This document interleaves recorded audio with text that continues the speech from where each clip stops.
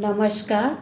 मैं प्रोफेसर मीना श्रीवास्तव, शासकीय कमला राजा कन्या स्नातकोत्तर स्वशासी महाविद्यालय ग्वालियर में इतिहास विषय की विभागाध्यक्ष और प्राध्यापक हूँ। मैं आज आप सभी के समक्ष उपस्थित हूँ आइडिया ऑफ भारत के भाग 3 के साथ में, जिसमें हम बात करेंगे आपसे समय एवं अंतरिक्ष की भारतीय अवधारणा के बारे में। तो पहले हम बात करेंगे समय की अवधारणा। समय किसे कहते हैं? सदैव से ही समय का अस्तित्व मानव जीवन में रहा है। प्राकृतिक रूप से दिन रात, धूप छांव, जीवन मृत्यु का आभास होता रहता है, और कुछ ऐसा भी है जो जीव को नियंत्रित रखता है, जो जीव के आकार को बदलते हुए देखता है। उसे ही समय या काल शब्द से संबोधित किया गया है। समय की परख, आवृत्ति या अंतराल का मापक क्या है? इसे समझने के लिए घंटा, मिनट, सेकंड, अनुपल, वर्ष, संवत आदि को समय की गणना हेतु मापक निश्चित किया गया है। समय की भारतीय अवधारणा क्या है? भारत में वैदिक युगीन प्रणाली रही है। 2500 ईसा पूर्व में समय मापन प्रणाली प्रारंभ की गई थी। वैदिक युग में समय का विभाजन वर्ष, मास और दिनों के आधार पर होता था। ऋग्वेद स्रोत के अनुसार यह उल्लेख प्राप्त होता है कि 12 तीलियों से निर्मित समय चक्र आकाश के चारों ओर निरंतर घूमता है।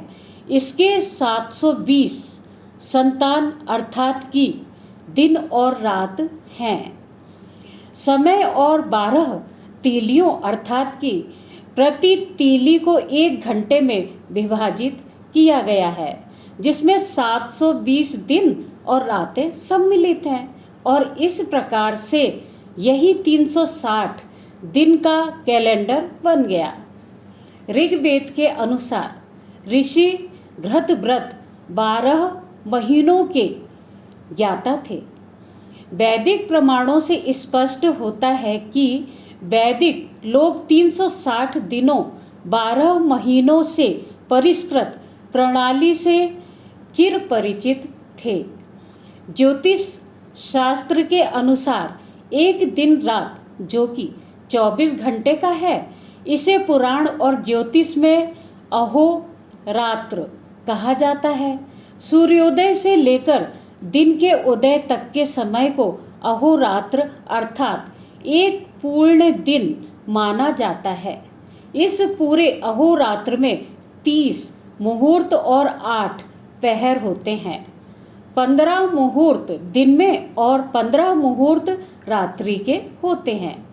इस तरह से 7 दिन का एक सप्ताह होता है, 15 दिन का एक पक्ष होता है और 12 पक्षों का एक अयन होता है। 2 अयनों का एक वर्ष होता है और एक वर्ष को संवत्सर कहते हैं। चलिए अब हम बात करेंगे युग की गणना किस प्रकार से की गई है। भारतीय अवधारणा के अनुसार 4802 वर्ष का एक कृत युग सतयुग मानव वर्ष रहा है। 17,28,000 वर्ष 3600 दिव्य वर्ष अर्थात एक त्रेता युग का समय माना गया है। मानव वर्ष के मान से 12,96,000 वर्ष 2400 दिव्य वर्ष अर्थात एक द्वापर युग का समय माना गया है। 8,64,000 वर्ष 1200 दिव्य वर्ष अर्थात एक कलयुग मानव वर्ष के मान से 4,32,000 वर्ष हैं। अंतरिक्ष के बारे में अब हम बात करेंगे कि अंतरिक्ष की भारतीय अवधारणा क्या है। अंतरिक्ष में क्या है? अंतरिक्ष आभासी संरचना है। अंतरिक्ष में यह नक्षत्रों एवं गतिमान पिंड समाहित हैं। अंतरिक्ष वह त्रिविमीय आभासी संरचना है जो विभिन्न प्रकार के छोटे छोटे पिंडों कणों को अपने भीतर समाहित रखता है।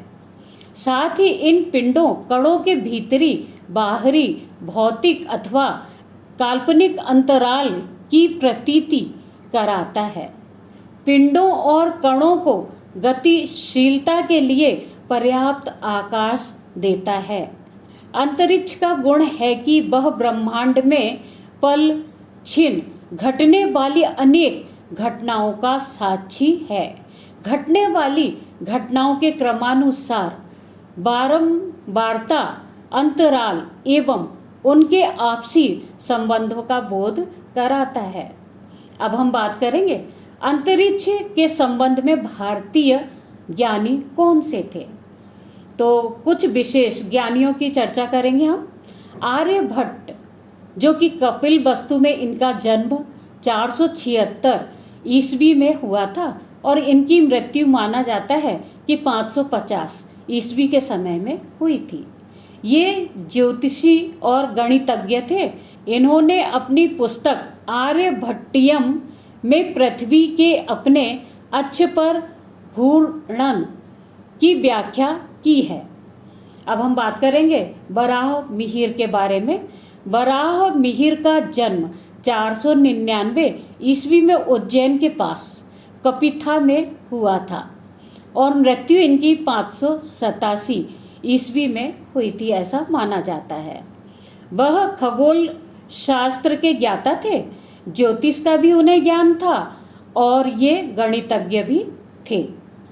पृथ्वी गोल है और 5 तत्वों से मिलकर बनी है। यह अंतरिक्ष में इस प्रकार से स्थित है मानो एक लोहे की गेंद किसी चुंबक के पिंजरे में स्थित हो।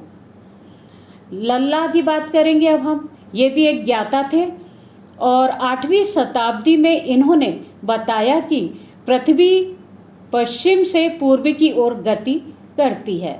इसके बाद हम बात करेंगे कमलकार जी ने 17वीं शताब्दी में हुए इन्होंने भूकंप के कारणों के बारे में चर्चा की है। विस्तृत रूप से इन्होंने बताया है।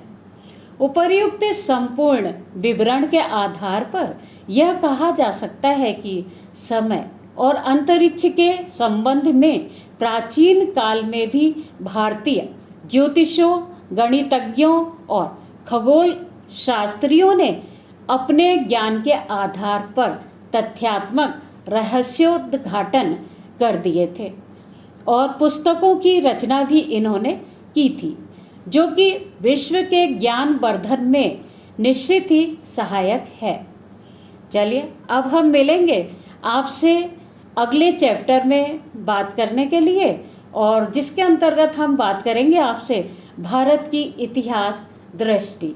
धन्यवाद। Thank you.